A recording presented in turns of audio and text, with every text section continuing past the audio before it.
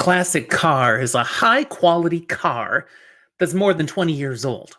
Today, I'm applying that same standard to fantasy fiction. Here's my top 10 completed classic fantasy series.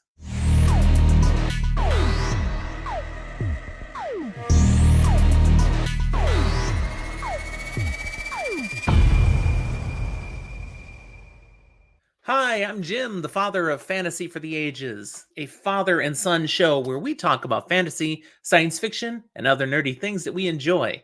Today, my son Zach, he's off doing other things. You've just got Jim, the father, with you for a quick take episode where, again, I'm discussing my top 10 completed classic fantasy series. If you enjoy this, don't forget to let me know by hitting the like button down there.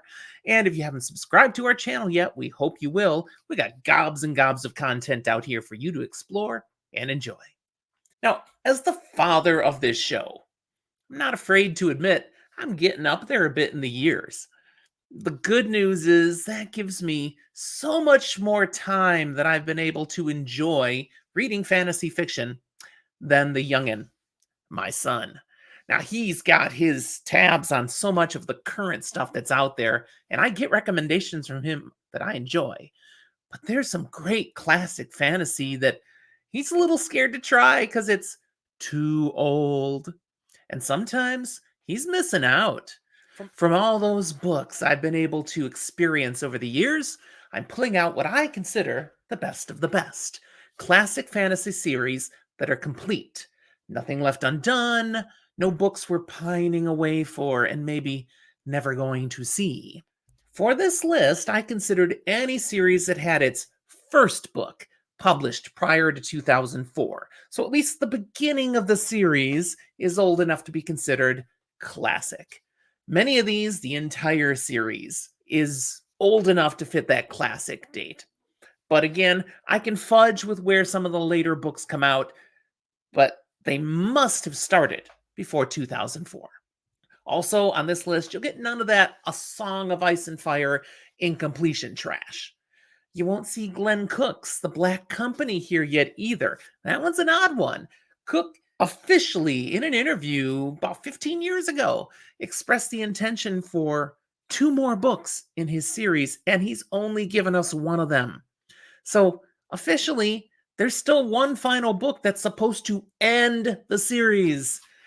That's yet to come. Now, he's 79 now. Is he going to write it? We don't know, but I'm still not going to be able to include it on this list. So I only considered a series for this classic list if it is complete.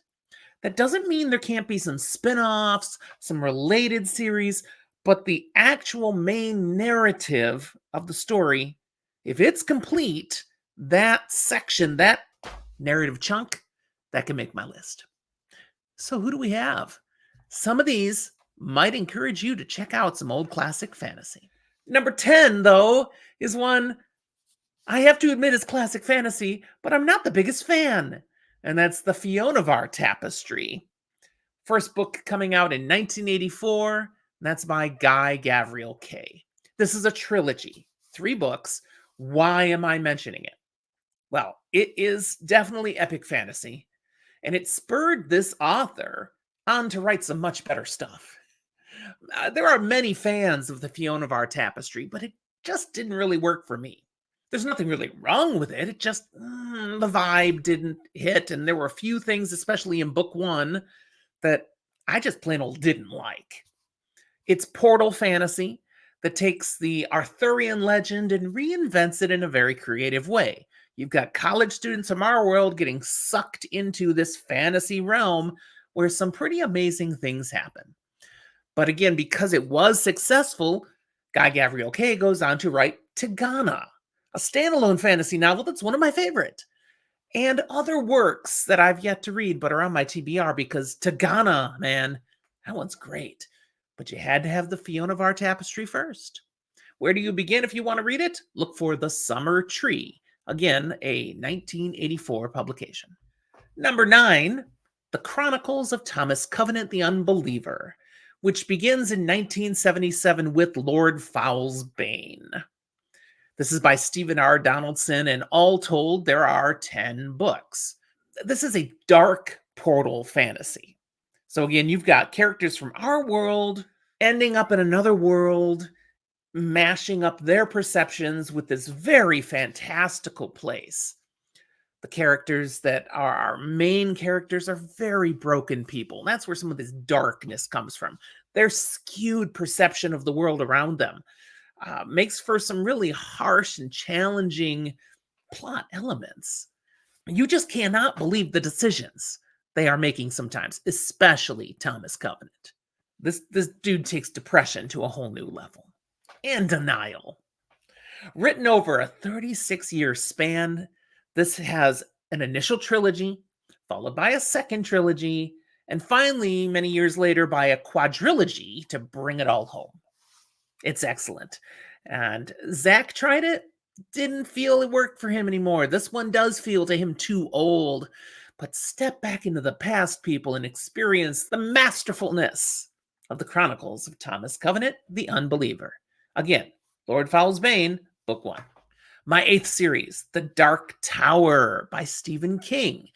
This began in 1982. The complete series has 7 novels and 2 novellas. Why read this one? Why include this in my top 10? Well, this is King's epic fantasy opus, and perhaps his best work overall.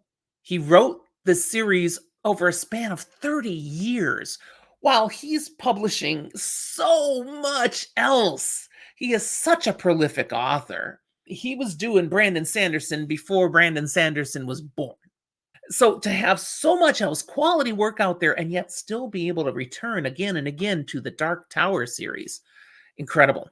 And then this series, it ties much of the Kingverse together into a greater master meta narrative.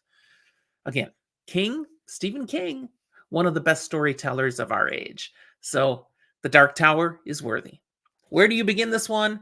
Well, 1982 was The Gunslinger, which has a little different feel than the rest of the series, but gives you enough to whet your appetite and enjoy what's coming. Number 7, the Harry Potter series, which began in 1997. This is by J.K. Rowling. There are 7 books in the Harry Potter series. Why include this one? Well, this series brought many of today's fantasy readers into the genre.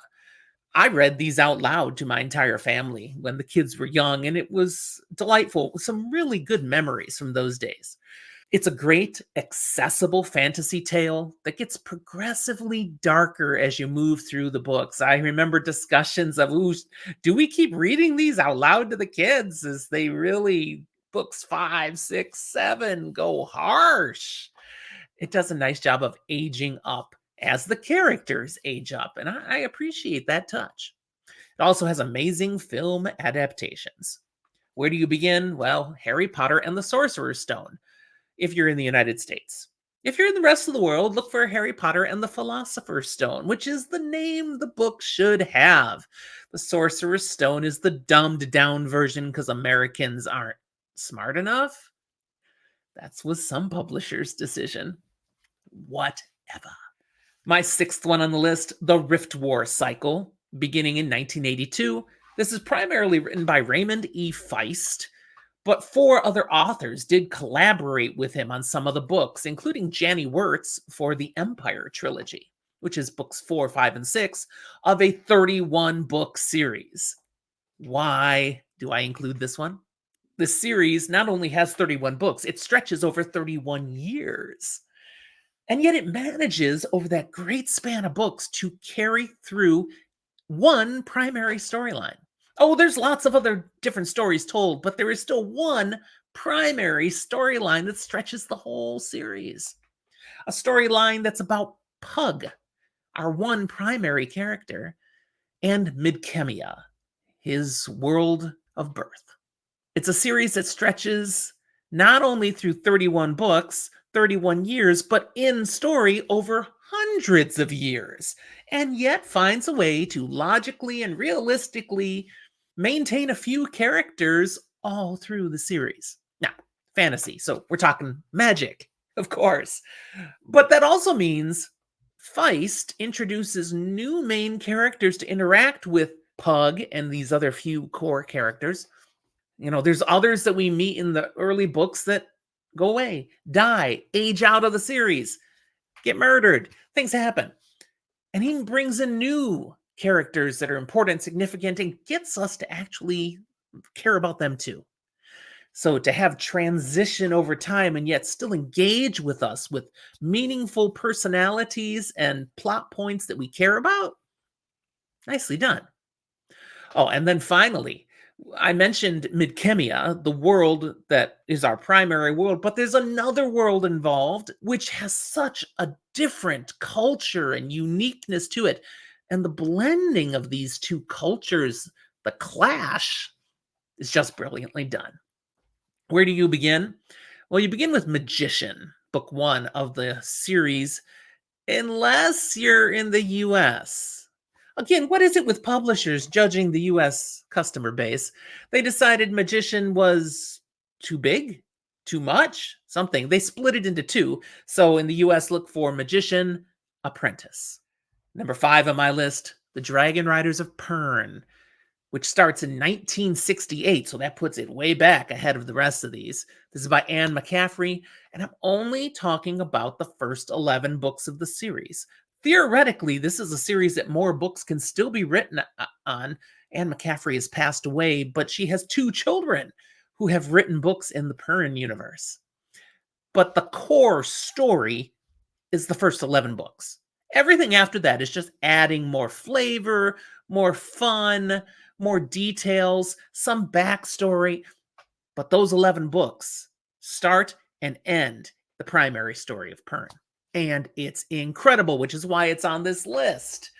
Not only is it an incredible story that gets you swept up in what's happening, it's also primarily by a female author in a very much male-dominated field at that time. And it's not really fantasy, which makes this even more impressive for Anne McCaffrey to have broken through with Pern, because this is a science fiction series that reads like fantasy. So I have no problem putting it on this fantasy list, but it's really science fiction. Even with dragons, which of course is another reason why it can make a top 10 list. We love our dragons, and these dragons are freaking incredible. The entire series has excellent plots, great tension, followed by very satisfying resolutions, book after book. And then, of course, there's Master Harper Robinson. If you know, you know. Where do you begin this one? Dragonflight, book 1 is where it all began, 1968. And that's book 1 of the original trilogy, although that's a bit of a misnomer because really the first 6 books go together because they interweave. And if you read book 3 before book 4, it doesn't work so well. So really, you should read book 1 and 2 of the original trilogy, then read book 4 and 5 of the second trilogy, the Harper Hall of Pern, then go back and read book 3 and then book 6. It's complicated. There's reasons. Just trust me, it works. Now, the series, like I said, does continue beyond this core story. In fact, it more than doubles from those first 11, but that initial story is just powerful. Number 4 on the list, Shannara, beginning in 1977. This is written by Terry Brooks, a 35-book series. Why do I include it here? Terry Brooks is writing what initially feels like very traditional fantasy, very comfortable elements, but after not too long, you discover, he reveals, this is really a post-apocalyptic story. Blending magic and science throughout the series in some really creative ways makes for some fun reveals and just takes what looked like traditional fantasy and makes it creatively fresh and new. And I really enjoy that about this series. The blend and balance and imbalance of magic and science throughout is one of the most captivating elements of Shannara. And then there's the whole druid thing, which is tied very closely to magic and science. I love his perspective and version of druids. I mean, we know druids from Dungeons and Dragons. We know druids from ancient Celtic history, but these druids, They're something special. And then there's the way that throughout these 35 books, Terry Brooks chooses to have magic and technology progress, grow, change. It keeps it so interesting, so fresh. You're not sure what's going to happen next because these books do happen over centuries, many centuries over this 35 book span. And he manages to progress society in some cool ways. There are two different trilogies that are actually back before the initial Shannara trilogy. So it's not all moving forward. We've got some throwback stuff, but that only enriches your understanding what's happening, especially the post-apocalyptic part. Where do you begin? The Sword of Shannara, the very first book. It is not even close to the best book. It's safe to say it could be the worst book. It was Terry Brooks' first book, and it shows. But he figures things out very quickly, and book 2 is amazing. So the Sword of Shannara is fundamentally important to understand the rest of the series. Read it, but don't judge the series by that one book. Judge it by book 2. You'll be happy. I said completed series. When he published the final book in 2021, Terry Brooks said, "I'm done. That's it. Shannara's over." And that's still true. The primary story is finished. So it belongs on this list. But doing my research, I found there is a new book coming out set for March of 2025. But it's a throwback. It's a book that's just going to give us, like the Pern books, giving us some more flavor and elements of a character that we heard about but saw very little of in the actual series. So we'll see what he's going to do with these, because I'm sure there's going to be more than one extra books, but they're not advancing the primary story, so I can still put it on the list. But Terry Brooks, you almost made me a liar. All right, number 3 on my top 10 completed classic fantasy series, The Lord of the Rings. I mean, come on, this had to be here somewhere, right? This starting in 1954 by J.R.R. Tolkien, the grandfather of all fantasy we have to enjoy today. There's 3 books in this, though technically it's 6. They published these books as book 1 and 2, book 3 and 4, book 5 and 6. Of course, it also technically could have been 1 book with 6 sub-books. But they were like, Tolkien, we can't publish something that big. So there was interesting conversations going on. Plus, there was a paper shortage at the time. It's all complicated. But here we have The Lord of the Rings. So why does this get to be here? Well, the incredible world building that Tolkien introduced has been an example and a foundation for so many other fantasy writers over the years. The scope of the story he created, the massive backstory behind it all, which comes to life in the Silmarillion for us. You just can't help falling in love with the world Tolkien designed, as well as the characters he populates it with. Also, just the fact that through this publishing conversation with Tolkien, they accidentally established the precedent of fantasy trilogies.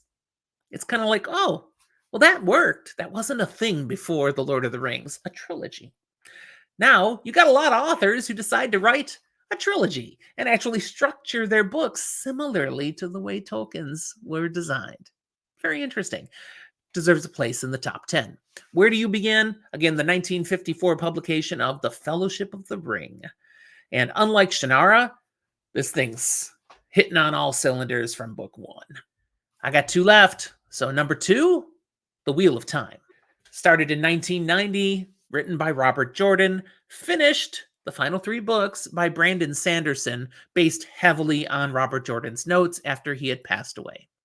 So we've got 15 books. That's 14 core storybooks and 1 shorter prequel book. Why do I include it on this list? Well, I mean, come on. The amazing characters, the highly original world building. Jordan was heavily influenced by Tolkien. You can see it especially in the first book, but just in his commitment to really filling out a complete, well-shaped, complex world in which to write such a story. Very Tolkien-esque, though not a Tolkien ripoff. Jordan is very original in much of what he does. Many people see elements of the Fellowship of the Ring in book 1 of The Wheel of Time, but That's not a ripoff, that's an homage.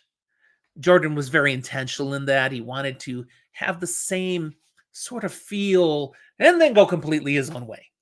Also, another thing I favor of The Wheel of Time that I think makes it worthy to represent here is way before many other books were doing it, this has a great balance of male and female significant characters. When other authors were writing things in 1990, it was a male dominated fantasy world. And the women were showpieces, an occasional enchantress, but they weren't on an equal par with the men, and they really are in The Wheel of Time. It's woven into the foundational understanding of the world Jordan created that there needs to be balance. And he shows it even in the balance of characters. One other shout out for this book is its use of foreshadowing. I have found very little that has so much amazing in your face foreshadowing that you don't necessarily catch until the reread. So, this is a beautiful story to reread. I have reread The Wheel of Time many times, so I can vouch for that. Where do you begin? Well, that's The Eye of the World, Book One, which came out in 1990, as I said. Which brings me to number one. Come on, a whole bunch of you were thinking The Wheel of Time was going to be my number one on this list, but no, it is not. I am actually putting as my number one a series I haven't finished. But you know what I'm talking about now. This is Malazan, Book of the Fallen by Stephen Erickson. First book came out in 1999, and I'm referencing the 10-book core series. Now, there are other books written by Ian C. Esselmont, as well as additional books written by Stephen Erickson that are all in the Malazan world. But the core story is these 10 epically huge, massive books. I'm on book 8 right now. I have been impacted by these books in a way that has not happened before. They're just so well written, so deep, yet whimsical at times. I've never read anything so epic in its scope, so deep yet still entertaining. I mean, you don't get bogged down by the depth, even though it may take you forever to read it. It's so beautifully written, and yet never feels like it's dragging. I can spend hours in this series and just be glad there's more to read. And Stephen Erickson truly respects the reader. He demonstrates this by leaving you to work out what's going on in the story. He does not spoon feed anything to you, and that's part of the fun. Where do you begin? Book 1 is Gardens of the Moon, which does not make a lot of sense when you read it. But the further you get into the series, the more amazing you realize Gardens of the Moon was. And that's incredible right there. All right, that's my top 10. I am going to throw in 3 honorable mentions. These are all honorable mentions because I have not read them at all. They're on my TBR. What I've heard about them, what I researched says they're probably worthy to include on the list. Again, not my top 10, but they might be on someone else's. That would be the Rune Lords series. It started in 1998, an 8-book series by David Farland. Brandon Sanderson has referenced David Farland as one of his inspirations as a writer. Memory, Sorrow and Thorn by Tad Williams. This is a trilogy. First book came out in 1988. I really look forward to reading that. Everyone who reads it is like, this is incredible. And the Draenei series, starting in 1984 with Legend by David Gemmell. 11 books in the series. I've got everything Gemmell wrote on my TBR. I haven't read a single thing by him yet. That feels embarrassing to my fantasy cred. But the Draenei series, foundational good stuff in the classic fantasy fiction. There you go. Let me know in the comments what you think of the list. Is there anything you would put on your top 10 that I didn't mention on my top 10 or in the honorables? Let me know. Again, they have to have started before 2004 to fit the classic list, and they must be completed. But I welcome any comments that you have about what I had to say. And again, don't forget to like and subscribe. Thanks for watching. We'll talk to you next time.